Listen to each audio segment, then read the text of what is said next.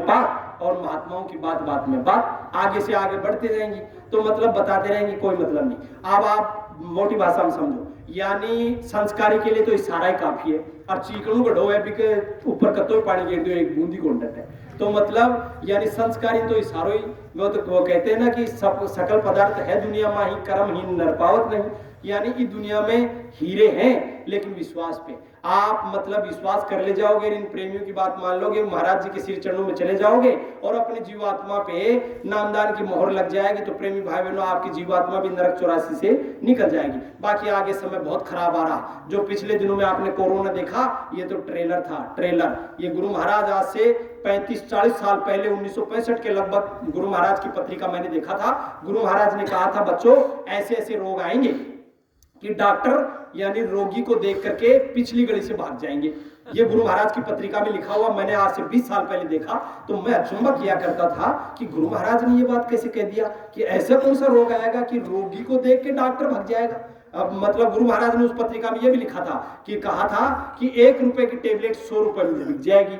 यानी पानी जो है वो हजार फुट नीचे लोगों को पीने का पानी नहीं मिलेगा, ऐसा जमाना आएगा। ये गुरु महाराज का उस पत्रिका में लिखा हुआ। अब मतलब हम ताजुब किया करते थे कि ऐसे कैसे दवाई 1 रुपए की टेबलेट 100 रुपए में बिक जाएगी, डॉक्टर रोगी को देख के भाग जाएंगे, ऐसी कौन सी बीमारी आएगी। अब जब कोरोना आया तब माजरा समझ में आया कि पुलिस डंडे मार रही है और लोग घर में तमाम घर में बैठे हैं। जब हम शहर में रहते थे, ऊपर छत पे चढ़ के देखते थे तो ऐसे लगता था कि जानी मरी पड़ गई, कोई भी जिंदा नहीं है। और यदि किसी का गेट बज जाता था, चिड़ी भी बैठ जाती थी गेट पे, और गेट बज जाता था तो दिमाग की घंटी बज जाती थी कि कहीं जवाई तो नहीं आ गया है कोरोना लेकर के घर। यानी छोड़ी दे दी पार पड़ी और मतलब अब जाएगा टिकट आए, यानी मतलब यानी घंटी दिमाग की बज जाती थी। अब मोटी भाषा में समझो, ये प्रेमी भाई बहनों, यानी ऐसा रोग आया आपको मालूम है, यानी वो तो ट्रेलर था, ट्रेलर।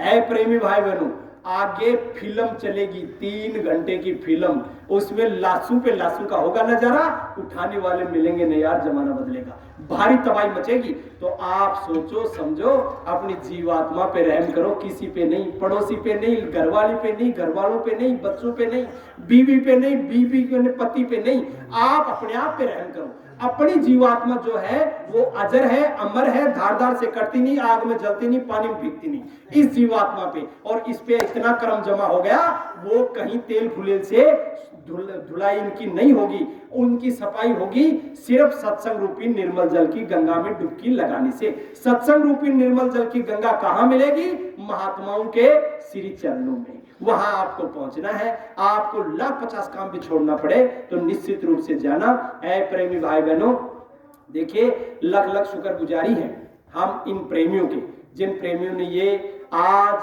गुरु महाराज के पावन भंडारे के उपलक्ष्य में, गुरु महाराज का त्रयोदशी का आज भंडारे का कार्यक्रम है।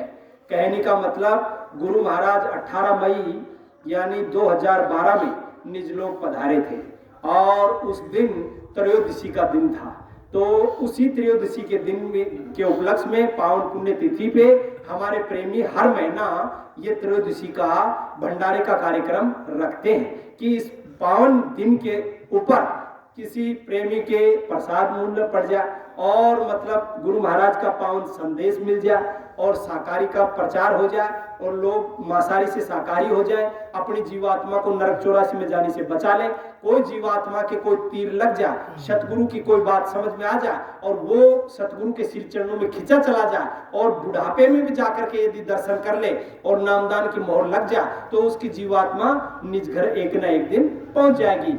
इसी उद्देश्य से हमारे प्रेमी ये पावन भंडारा हर महीने की त्रयोदशी का रखते हैं। तो हम शुक्रगुजार करते हैं हमारे प्रेमियों का, गुरु महाराज की से दया आशीर्वाद मांगते हैं कि इनकी आपकी दया यानी सतगुरु दयाल की दया आप पे सदा बरसती रहे और आप इसी तरह सेवा में लगे रहें, आपके भाव दिन दूने रात चौगुने बने रहे। ये गुरु महाराज से मैं दया आशीर्वाद आपके लिए मांगता हूं। तो प्रेमी भाई बहनों,